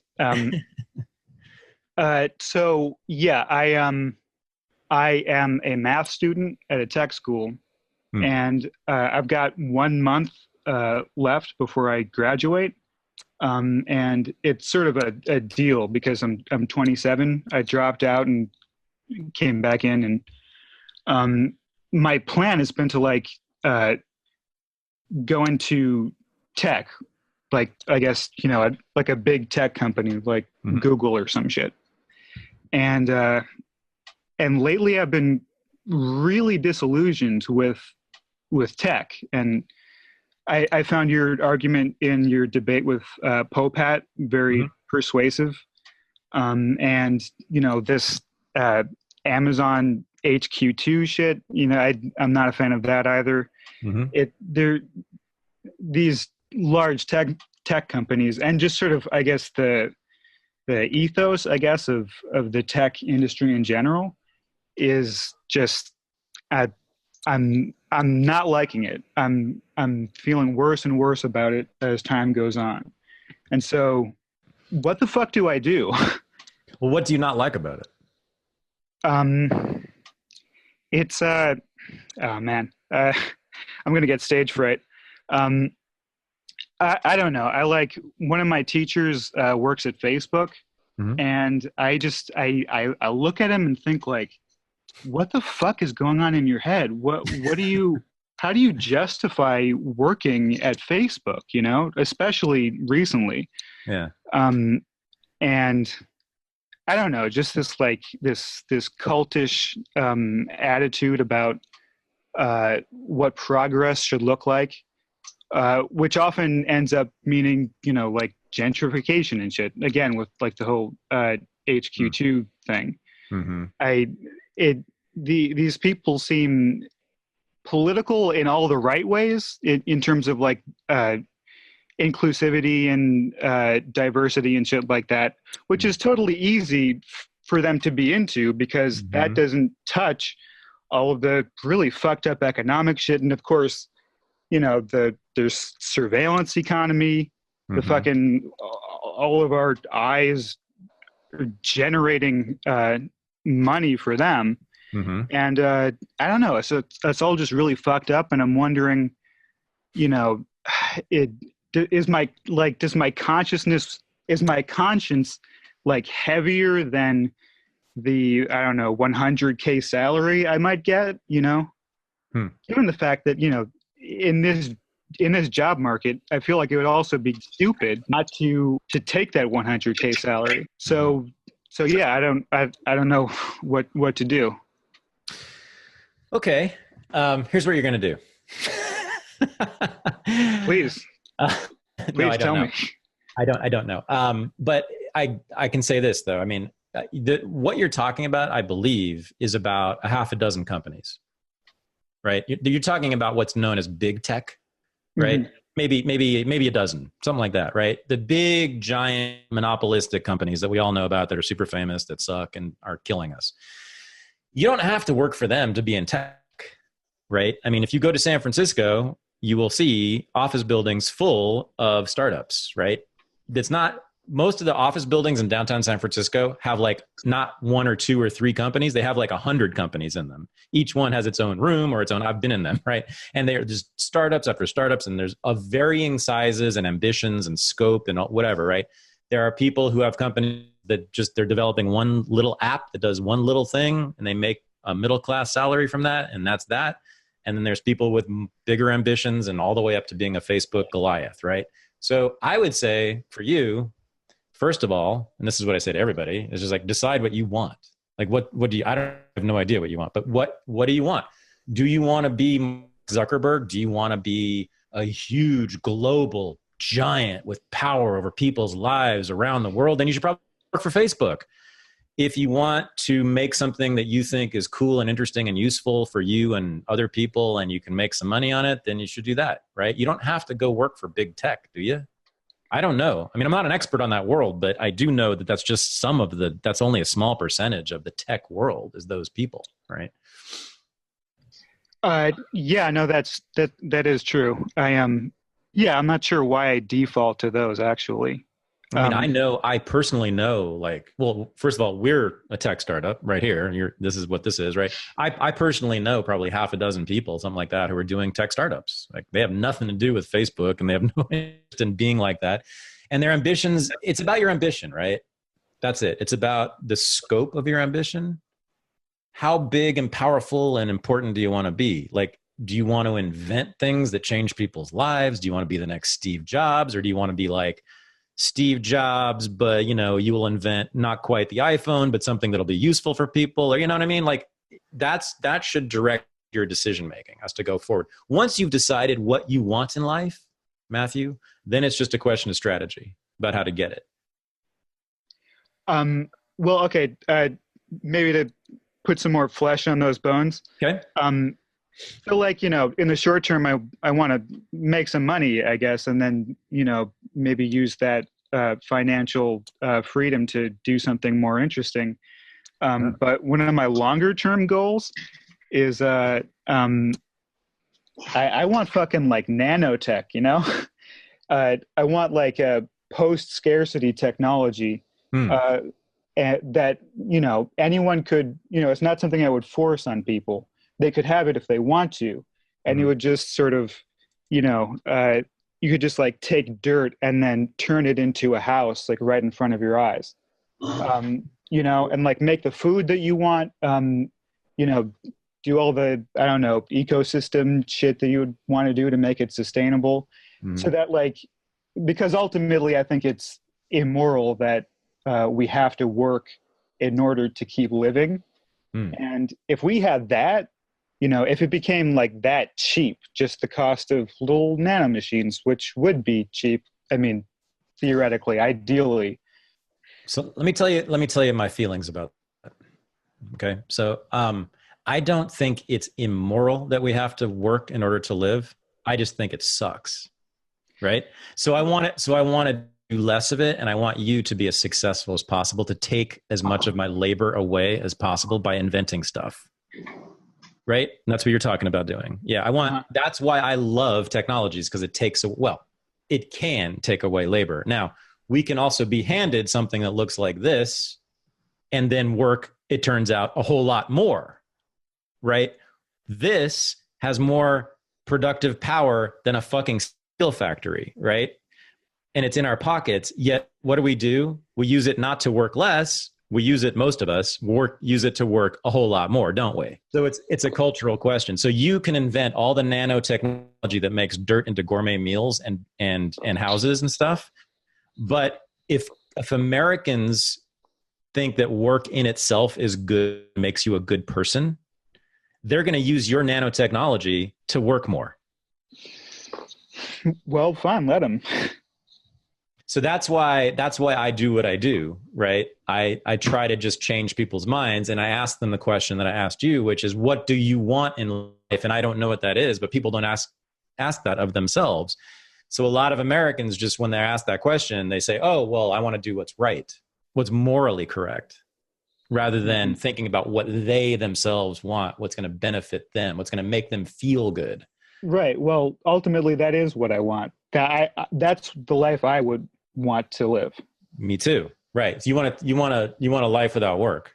Yeah. Well, I'd like to be free from work, and maybe do it if I want to, but yeah, who wouldn't? Right. Exactly. Well, here's who wouldn't: Americans. Americans love to work. Their identity is constituted around work. You may have noticed. Ask a European how they greet each other. It's not what do you do? It's who are you? We greet each other with what do you do? Like right after the name, it's like, oh, hi, Matthew, what do you do? Right? Your job, your occupation, your work is what is it's paramount, right? In your identity as an American. For Americans, that's what matters the most. So like, I'm not Thad Russell, I'm a podcaster, like, or a professor, or, right, you know what I mean? Like it becomes, that's the next word after your name is your profession. And that becomes your identity. It's a noun, right? It's a noun. So that's the deeper problem. You have You know, Steve Jobs, look, he made it a miracle for us. He eliminated God knows how many zillions of hours of work with this thing, but we stupid ass puritanical Americans use it to just work harder. Now we can work in the elevator on the way up to the office from the street. Now we can work in bed when we're lying next to our wives. Right after we have sex, we can go right back to work because the phone is right there in our hand. We can be butt naked in bed with our girlfriend and still be working. And guess what? A lot of us have done that, haven't we? Haven't we? Yes, we all have. And it's our fault. It's a cultural question, right? So please, God, we need the technology, but we need different ways of thinking about technology too. Mm-hmm. But don't work for big tech. They suck. Go your own way. All right. Cool. Thanks. Thanks, man. That was great, though. Thank you. So bring it. Who's got questions? I got another one. Good. In reference, well, I thought about this during your interview with Popat, and I left for a minute, so I don't know if somebody else already asked this, but what if you could benefit from subsidies? I know that you are a man of politics of self-interest. Yeah. Would you take them if you could? Well, okay. So being a completely amoral and cynical fucker, the answer is totally, but it all depends on the strings attached. Right? So the only time I've ever been given really welfare of any kind was when every American got welfare, which was during the George W. Bush administration. I forget which year, but it was like 03 or 04, somewhere around there. People remember this? He literally sent everyone a check. Oh yeah. Right? And I got a check for like $300 and something in the mail. Like it was just a check from the Treasury Department with my name on it. What did I do? You know what I got? Listen to me. Look, I'm a principled man. So you know what I did with that check? I held that check over my head. I took a picture of it. I put it on all social media. I said, I will not cash this check ever because this is blood. No, fuck that. I put that right into my bank account and I spent it on beer immediately. And if Trump or Obama gave me a check, I would use it. Well, I'd use it for weed, but other than that, I would still use it. You're just a fool to turn it down. I don't think Mark Zuckerberg is like dumb for turning, like, of course he's going to take the subsidies. Of course he's going to take like free rent in downtown San Francisco, for God's sake. Like, of course he's going to take the no payroll tax at all ever rule for him and him only, of course. So yeah, that's, again, it's about the game and not the players, Josh, right? Same thing. It's like, well, what's interesting about you is the Border Patrol, you may have noticed, has been in the news a lot lately. Jesus Christ. Kind of since you came, right? Since when you came out, like all these guys apparently in the Border Patrol, turns out, are rapists and murderers and like, blowing shit up in the desert and starting forest fires too. Like, what the fuck is going on there? So, but wait, hang on. So like the guy who, what was it? The serial rapist murderer or whatever. And then yeah.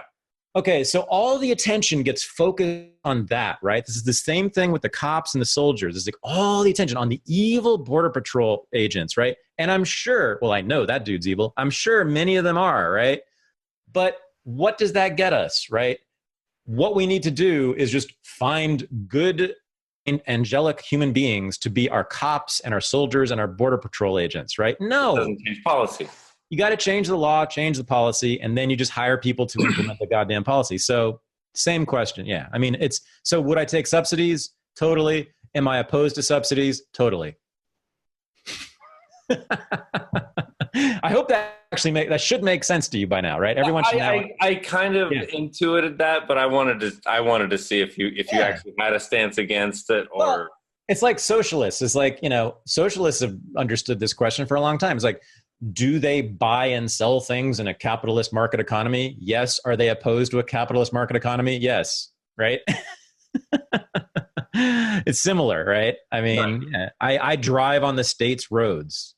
I also am not sure the state should be making roads. I don't know. It's an open question, but I use the state's stuff. My son is in a fucking public school, which I hate with every fiber of my being, but I send him there because I have no choice, because the state has a monopoly essentially where we are. So, yeah.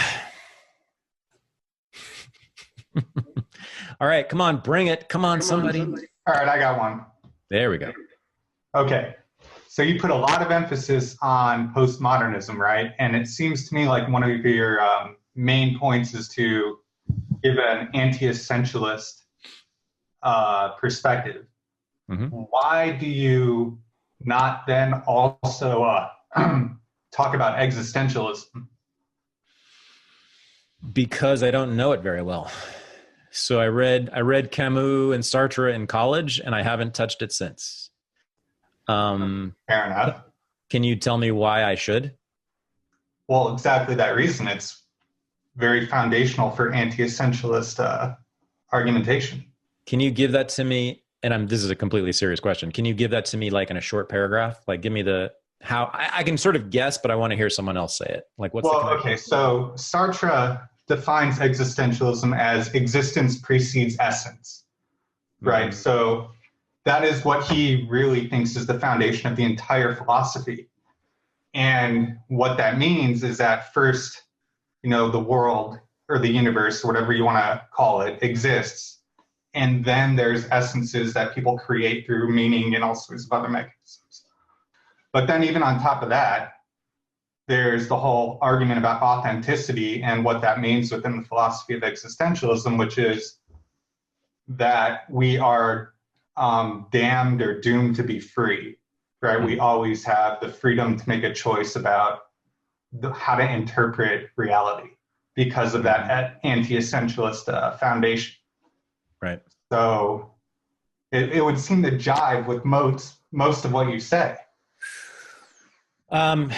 Well, so as a practical matter, I think that I would probably operate in the world similarly to the existentialists, but there's a really deep difference between the two of us, which is that they seem to believe that there is this thing called existence, which is apart from and outside of human consciousness, which you can't think about differently. It's just a thing. Is this correct? That it is essential? There is something essential? No. Okay. I mean, Sartre's, main work is called Being and Nothingness. And the whole idea of that is that, you can't really separate consciousness from what might be considered being, and what consciousness really is nothing, as in, it gets really philosophical, but it is not the in itself. Mm-hmm. It is a break with undifferentiated being or whatever. Yeah. It would take more than a paragraph to summarize that, but yeah, Daniel Coffin says this really well, but for postmodernists of the Foucauldian Derrida variety of the 1970s French variety, it's not that they say that it's not so much that they say that there's no such thing as reality or truth or something outside of human consciousness. It's just that to them, there is no meaningful difference or distinction between real and the discursive, between truth and language. It's all language to them, right? Everything is language. I'm going on your summary of Sartre and Camus, but or Sartre, I guess. It sounded like they draw some sort of distinction between this thing called existence and this thing called essentialism or essence. And I think for most postmodernists of the 70s generation, after post-Sartre, right, that they would not like that they would just say it's it's all language. There is no two different things, two modes of existence or whatever that is. Yeah, we should have a longer conversation about that, because it definitely, they tie together very closely. Foucault especially was influenced by Nietzsche, and Heidegger has a huge influence on all those thinkers. Oh, there's no doubt that they're part of the same lineage. Oh yeah, for sure. They're related. I just don't know if they're first cousins or brothers. You know what I mean? The main difference seems to be that the postmodernists have this idea of the subject that is more structural than it's a response to what's his name, Levi Strauss, and the structuralist thinkers. So it's not really that there's a lot of differences at the foundation. It's more timing and what was relevant. Right. Yeah. Yeah, I mean, even the Frankfurt School, Connor Habib insists that the Frankfurt School is the transition from Marxism to postmodernism, and I think he's onto something. I don't think he's wrong about that, but there are some fundamental breaks between the postmodernism that I talk about and the entire Marxist tradition, including the Frankfurt School. Absolutely. I know you agree with that. For the existentialists, I just don't know enough to really speak about it intelligently, but I'll keep it in mind. I'll have to look into it later. I mean, yeah, I read all that stuff, but I told you it was like in the 19th century, so a long time ago. But thanks, I'll definitely keep that in mind. Something for me to know, important to know. I think Will's got a question. All right, Will, let's go. I got 15 Hey there, minutes. can you hear me? Yeah. All right, cool. Hey, I'm interested in what you talk about and write about Puritanism. And I just had a question for you because I live abroad. I've spent a lot of time abroad. And I was just thinking about my father-in-law who's Chilean. He basically works all the time, runs a successful business. He lives in an average house, drives an average car, doesn't drink, doesn't smoke. So I'm just curious, when you talk about Puritanism, what makes it uniquely American? And is this part of just kind of a greater, I guess, kind of part of subculture like worldwide, or how would you distinguish that? Mm-hmm. Did you say it was your father-in-law? Yeah. Okay. Does your father-in-law, does he have you heard him speak about work as a thing? Like, does he have ideas about work? I've actually never met him, but that's a long story. That's a whole nother story. You've never met your father-in-law? No. Okay. But yeah, it's basically from just what my wife tells me about him growing up with him. And it sounds like it jives perfectly with what you talk about, when you talk about the puritanical work ethic and kind of the puritanical personality. Yep. So that's why I'm curious, and I live abroad. I've spent a lot of time abroad, and you kind of see strains of that everywhere, right? And that sort of tension that you talk a lot about between kind of the renegade and the Puritans. And so I was just wondering, like, what is it that really to you makes it uniquely American, or what differentiates it in the context of the United States? It's kind of similar to Landry's question earlier about different countries going through the renegade civil wars. Where are you? I'm in Australia. Oh my God. Are you in a park? No, I'm outside. I'm actually working in my garden. He's in Australia. I can't get over this. Okay. He's outside in Australia. He's not even indoors in Australia. And he's talking to us. Okay. So here's the deal. Puritanism, the Puritan work ethic, is not about behavior.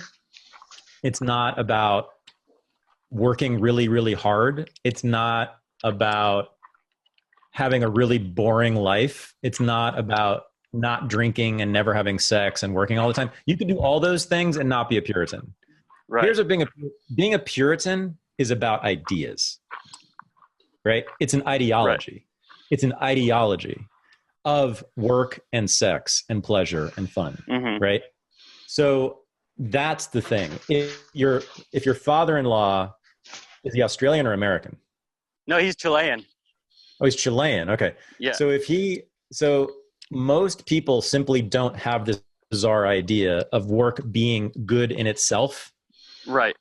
Except Americans. As far as I know, I have never heard of another national culture outside of Scotland and England, where it was invented. I've never heard of another national culture that has that particular idea that work in itself is a good thing no matter what you gain from it. So that's the Puritan and really American, because even the Brits and the Scots don't really believe that shit themselves anymore. It's really pretty much, as far as I know, only Americans. Maybe there's some Asian cultures that have that, but it would be different as well. But I've never heard of another culture that's really clear about that, where we constantly remind ourselves and each other that even if you're rich, you should work.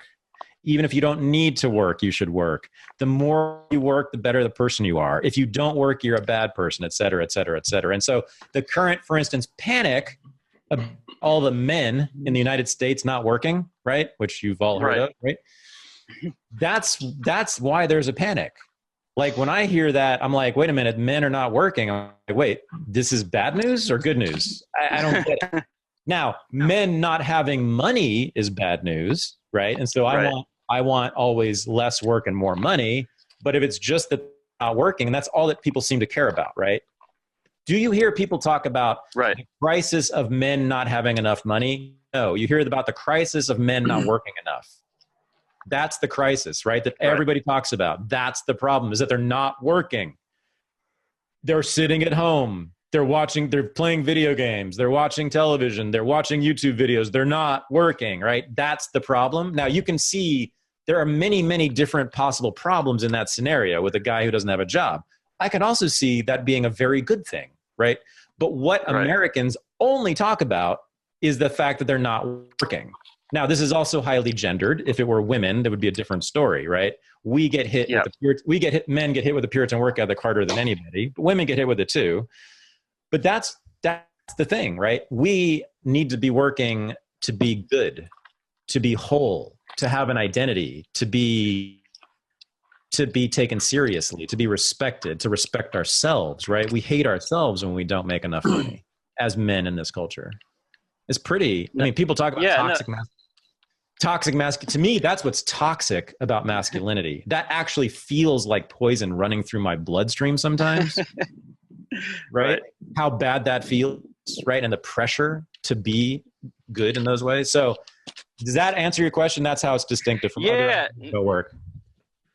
Yeah, no, and it's curious, and it's going to be different everywhere you go. But yeah, it is funny. My wife who is Chilean, and when we lived briefly in the States, and she worked in an office, commented on how bizarre it was that people would brag about how much they worked, or how many hours they worked, and to her, it's like that's the last thing you want to brag about. The culture she's coming from. So yeah, it's interesting to me. Yeah, kind of traveling or living abroad, talking to other people, and hearing the ways people. And it definitely is true. You do have traces of it here in Australia. Maybe it's because of the Anglo background, but by 5 o'clock, everyone's at the pub. So Will, my whole thing, and it's just like so goddamn simple and obvious. I don't know why I even have to say this. It's like all I'm calling for is that we think about work as a means to an end. Right. That's it. Not an end in itself. Like, that's it. That's all I'm saying. But that is like a radical concept for Americans. They can't, whereas the rest of the world has no problem with that. But Americans, for whatever reason, I don't have the absolute explanation for that, except that we were founded by Puritans. But anyway, they just can't let go of that idea. That's all you got to do. And then that doesn't mean you're not going to work again. That doesn't mean we're going to be poor. You're going to work just as much, but you're going to work with a purpose in mind rather than just working because God says so. Yeah. So I guess it's just people aren't aware of it so much. It's so ingrained in our society and pounded into us from such a young age. You just think that's the way it is, I suppose. Like sexual repression, right? We don't walk around thinking, oh, I shouldn't say the thing I just thought. We just don't say it. Right. Yeah. Oh, I shouldn't have these bad thoughts about sex, but we just have the thoughts and we don't speak. Right. You're right. I agree. So we need to first start speaking those thoughts. Number one. Right. Right. And then we need to defend those thoughts. Yeah. So yeah, that's good. Yeah. Thanks, man. That's really good. No problem. Okay. I got time for one more question. So it better be good. No, I'm kidding.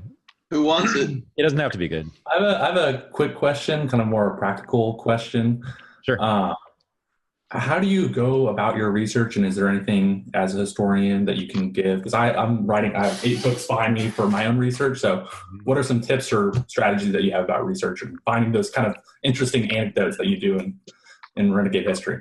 So you go to the library, and there are these cabinets that are the size of half a football field, and in them are thousands and thousands of 3x5 cards. Each card has all the information you need for the book, Landry, that you're looking for. So I want you to go to the library and then read through all those books until you find So that's what I used to do in the 1990s. So it was much slower then, and this is important. I mean, it's really radically changed. This is why it's an interesting question. Is it's radically changed. I spent probably close to half of my life in the 1990s in a library because I had to. So microfilm. So all the newspapers and magazines were on microfilm, which took forever. All the books were in the libraries. They weren't on Google Books, right? There were no databases online with journal articles. I had to go look up the journal article in the library and pull it off the shelf and Xerox it and all that shit. Now I rarely need to leave my desk, and I think I found a number of phonograph records imported into Cairo in 1912 from my desk, you know, whereas before that would have probably required a trip to Cairo to find out. So, I mean, honestly, Google, but you got to have a really intelligent, you have to have a scholar's and a researcher's mind using Google. So to say that it's not quite as simple as it sounds. Like, I have been doing this my entire life, pretty much. So I'm just very fast about researching and know what I always know what I'm looking for. So I used to tell my students this, my normie students, you know, what happens is, because they have the same question, like, how do I do the research for this thing? And it's like, it's really easy once you have the right question. It's all about the question. Okay. So if your question is, what's interesting in the world, then the library is just a mass of 1 million books and you got to read every single one of them, right? But if your question is, how many phonographs were imported into Cairo in 1912, almost all the books and articles and journals in the library just sort of disappear when you walk into it, and you pretty much just see the one book or the one volume you need to look at and go to, right? So all that time is eliminated when you have the right question. When you have the right question, and I always have the right question, so I know where to go. I mean, I do. I mean, it's just because each project begins with a question, right? So like, why do we have legal alcohol? Why is it okay for women to wear lipstick? Why do we have jazz? Those were the questions for Renegade History. So it's like all the extraneous bullshit in the library was irrelevant, so I didn't even have to look at it. And I could go straight to the book, straight to the article, straight to the source every single time, either on Google or in the actual library. But you've got to have the right question. Awesome. Yeah. And there's never been a time where you find some essential fact just by complete chance, where you're flipping through the magazine at the waiting room and you just see something that like, oh yeah, this completely fits. This is the next thing I'm looking at. Yeah. I'd say like 5% of what's in my books I get from like some comment on someone I heard from someone, or flipping through a magazine, or Twitter, or random stuff where it's kind of scary sometimes, where I'm like, you know, I'm doing something completely different, like making a dentist appointment or something. And I'll see something on my screen. I'll be like, oh, I forgot to look at the Nationalist Party in Japan in the 1920s. Damn it. I gotta get back to that. But yeah, it's 95% of it is on my path. Right. 5% is by chance, I'd say. Yeah. I remember, I think Roderick Long said like, I forget what the first libertarian book he read was, but like, might have just been one of Ayn Rand's essays, but he's like, he read this book and then he read all the books mentioned in that book, and then all the books that authors that those books mentioned, and that there is this particular kind of nerdy personality that like, there's a lot of libertarians like that, but it has and it will never be a mass movement, because there are people who are going to do that of just reading, who will do that, reading all the books that are mentioned in, one book they like, but yeah. Libertarians are just like socialists. I've known, I went from the socialist world to the libertarian. It's the same people, just different politics. So they're just intellectuals. They read books all the goddamn time, and they're basically mostly irrelevant in the world because of that. I don't. But at least socialists kind of know that that's not how most people are. Like that their politics gives lip service to the masses, but they say they're the vanguard. Rothbard actually explicitly modeled his libertarian strategy after the Leninists, actually. Like he said, like, libertarians need a vanguard as well, which he took from the hard left Marxists. But most of them were like, why isn't every other person like a total, dweeb who, reads 50 obscure books and parrots, whatever obscure terminology. It's like, how is this, like even the Ron Paul people, like, there are more of them, but most of them are not like that. Okay, so here's how I approach things, but not entirely a virtue, and I wouldn't necessarily recommend this. This is just the way I'm built. Okay. And none of you will be surprised to hear this. So when I have a project like a book or an article, or I'm just making an argument, I'm in it to win it. You know, I'm not in it to explore ideas. Like once I've taken a position and I know what my position is, and I come across a person or a thing or a book that contradicts it, and we engage, I'm there to win. So I am only interested in the evidence that is going to advance my argument, and I'm going to put as much of that in my work as possible. I am going to speak as clearly as possible, because obscure language obscures your argument and makes it less effective. I am only here to win this argument. So that's why Renegade History is chock full of evidence and data, which actually that's the only complaint I ever get about that book, is that there's too much evidence in it. When you take a radical position in particular, you've got to come super strong with the evidence, right? Your case has to be especially strong when you are the radical in the room, or when your book is taking a position against the status quo, right? Your argument has to be 2 or 3 or 4 times more powerful than the mainstream argument. Otherwise, mainstream, it doesn't have to have evidence at all. It's everyone knows. Right. It's like it's like the air we breathe. And so otherwise you just get dismissed. I mean, you still get dismissed, even if you come with a perfect argument. But you just get ignored. But you have to. The standards are always higher for radicals, no matter what kind of radical you are. As long as you're outside the mainstream, you have to do better than everybody else. It's just the fact. So for me, Landry, it's history is like a detective story or something, and unfortunately I'm sort of like the prosecutor in that case, where it's like I'm just trying to convict this dude, or or whatever, get him off, whatever it is. I'm just trying to win the case. That's the way, and that's, and then the creativity and the artistry and the writing, and that's secondary. But like, I need to persuade you that the United States made World War II into the killing field that it was, right? That's it. That's my only interest here. I need to get that into your head, so it's like fill you with evidence and the argumentation as clearly as possible. So there we go. Thank you. Thank you. I love you guys. Thank you for doing this. It means everything to me. It's awesome. You're so fucking smart. I'm just proud as hell. Thanks. And we look out for University 2.0 coming out soon. Most or all of you will be probably participating in some way or another. In fact, do we even know? Like, yeah, no, everybody in here will be able to get into the beta test. Right, but what do we think? Like when? This or next week, maybe? I don't know if I want to promise anybody, but I think we'll get it out before 2019 for sure. Yeah, we're really close. We're very close. We could do it today if we had to. I just don't want to. Yeah, we just don't want Gord in there messing shit up yet.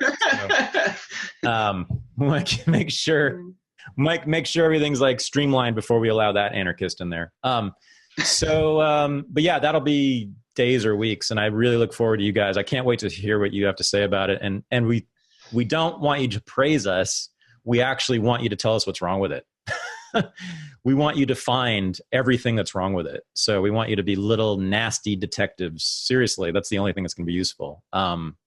From how it looks to how it operates to how it functions to we want different, better courses to fire the head instructor to whatever it is you think. We want that. We want criticism, actually, not praise, but it'll be fun to hear from you. So look for that.